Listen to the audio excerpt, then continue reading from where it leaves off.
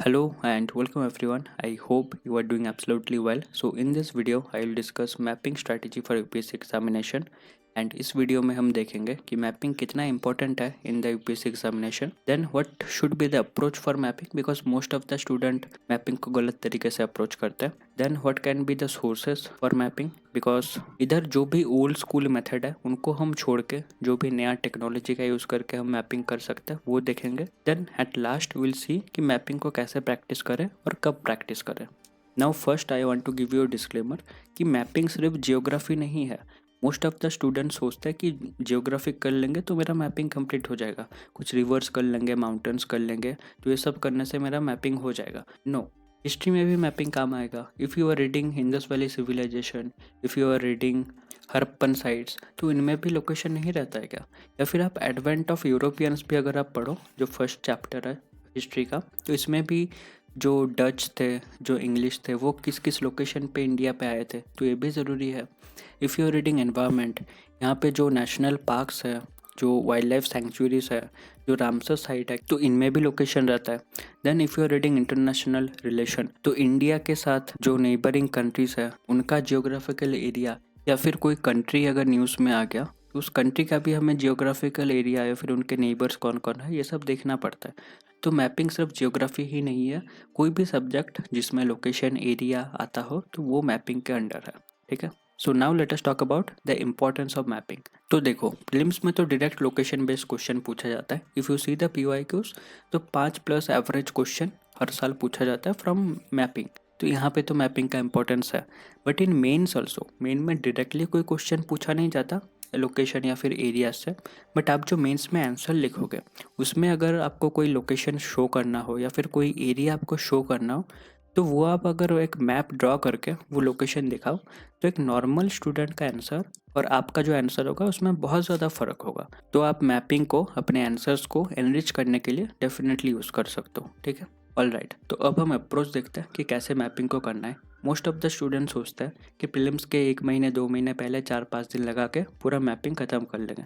तो वैसे कुछ नहीं होने वाला है. आपको जो स्टैटिक चीज़ आप पढ़ रहे हो, जो भी सब्जेक्ट आप पढ़ रहे हो, उससे रिलेटेड जो भी मैपिंग का चीज़ है वो आपको सेम टाइम पे करना है. Let me give an example. Suppose आप नेशनल पार्क पढ़ रहे हो, तो आपका जो भी बेसिक सोर्स है जहाँ से आप स्टैटिक पढ़ रहे हो वहाँ से आप नेशनल पार्क पूरा पढ़ लिया. नेशनल पार्क क्या होता है, कितना नेशनल पार्क्स है, एंड पूरा एक आपको लिस्ट मिल जाएगा या फिर ऐसे मैप में आपको मिल जाएगा. अब आप सभी नेशनल पार्क का लोकेशन देख लो, चाहे आप बुक में देख रहे हो वहाँ से देखो या फिर ऑनलाइन गूगल वगैरह से देख लो कि कहाँ कहाँ पे नेशनल पार्क्स है एंड कितने नेशनल पार्क्स है इंडिया में. Then go to a blank map. ये आपको ऑनलाइन भी मिल जाएगा या फिर आप लोकल शॉप से भी ये पीडीएफ उठा सकते हो. एंड इसका एटलीस्ट आपके पास 100 कॉपीज़ होने चाहिए, ये पीडीएफ का या फिर ये शीट का. ठीक है. उसमें आप जाओ, देन आपने जो भी लोकेशन इधर देखा था ना उसको मार्क करो. अब सभी लोकेशन तो याद नहीं रहेगा, और जो भी लोकेशन आप भूल गए हो उसे फिर इधर से देख के मार्क कर लेना. बहुत लोग सोचते हैं कि यूट्यूब में जो वीडियो सीरीज़ नहीं आता है मैपिंग सीरीज़ की, इंडिया का मैपिंग सीरीज़ फिर वर्ल्ड का मैपिंग सीरीज़, वो देख के हम कर लेंगे. तो देखो, एक सुना हुआ और देखा हुआ चीज़ और एक खुद देख के मार्क किया हुआ चीज़ में बहुत ज़्यादा डिफरेंस है. ठीक है. तो ऐसे अगर आप करोगे तो आपका रिटेंशन बहुत ज़्यादा बढ़ जाएगा, और अगर आप वीडियो से देख के करोगे तो ज़्यादा से ज़्यादा आपका 1 महीना 2 महीने याद रहेगा, फिर वो चीज़ आप भूल जाओगे. ठीक है. तो ऐसे अप्रोच करो, बहुत इजीली आपका मैपिंग हो जाएगा. ऑल राइट, तो अब हम सोर्सेज को देखते हैं. तो मोस्ट ऑफ द स्टूडेंट या फिर टीचर्स आपको एक ही सोर्स सजेस्ट करेंगे, दैट इज़ स्कूल एटलस. पर ये अभी के टाइम पे बहुत आउटडेटेड है.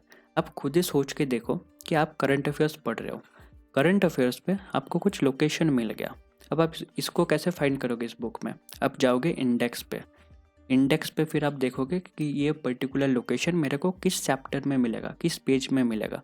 तो यहाँ पर ही आपका 5 से 10 मिनट टाइम वेस्ट होगा मिनिमम. ठीक है. उसके बाद फिर आप पेज पे जाओगे, फिर पेज पे भी आपको ज़्यादा डिटेल्स नहीं मिलेगा उस एरिया के बारे में. ठीक है.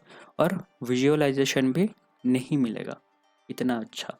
उससे अच्छा जो मोस्ट इफ़ेक्टिव तरीका है आज के टाइम पे, दैट इज़ आप गूगल अर्थ पे जाओ, या आपको एज ए ग्लोब दिखेगा, तो आपका बेटर विजुअलाइजेशन होगा, कम टाइम भी लगेगा, एंड आप पूरा जो आसपास का एरिया होगा उस लोकेशन का, उस एरिया का, वो आप अच्छे से इधर एग्जामिन कर सकते हो. ठीक है.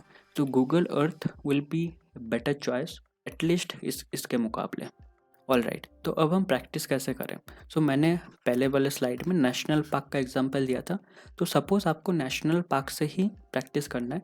गो टू चैट जीपीटी पे आप लिखो कि मेरे को 5 नेशनल पार्क दो मैपिंग प्रैक्टिस करने के लिए। ये आपको 5 पार्क्स दे देंगे। अब आप इधर 5 भी ले सकते हो, 10 भी ले सकते हो, 15 भी ले सकते हो, 20 भी ले सकते हो। आपका जितना भी टाइम है मैपिंग को देने के लिए उतना आप ले लो लोकेशन। देन आप फिर वो जो ब्लैंक मैप्स है उनमें जाके आप मार्क करो लोकेशन को। जो भी लोकेशन आपको पता है उन्हें मार्क करो, जो नहीं पता है फिर उसे देख के मार्क करो। तो ऐसे करोगे तो प्रैक्टिस भी बढ़िया हो जाएगा। एंड वीक में किसी भी एक दिन आप इसे कर सकते हो। जो भी आपका मतलब हल्का दिन है, जिस दिन आप पढ़ाई थोड़ा सा कम करोगे, या फिर संडे को आप आके इधर प्रैक्टिस कर सकते हो। लोकेशन ले लो, जिस भी चीज़ का आपको लोकेशन लेना है चैट जीपीटी से ले लो। देन उसे जाके ब्लैंक मैप में प्रैक्टिस करो। और राइट, तो आज के लिए बस इतना ही। आई होप वीडियो से आपको थोड़ा बहुत हेल्प मिला होगा। एंड वीडियो अगर पसंद आए तो लाइक कर देना, चैनल को सब्सक्राइब कर सकते हो। टिल देन अच्छे से प्रिपरेशन करो। Good luck.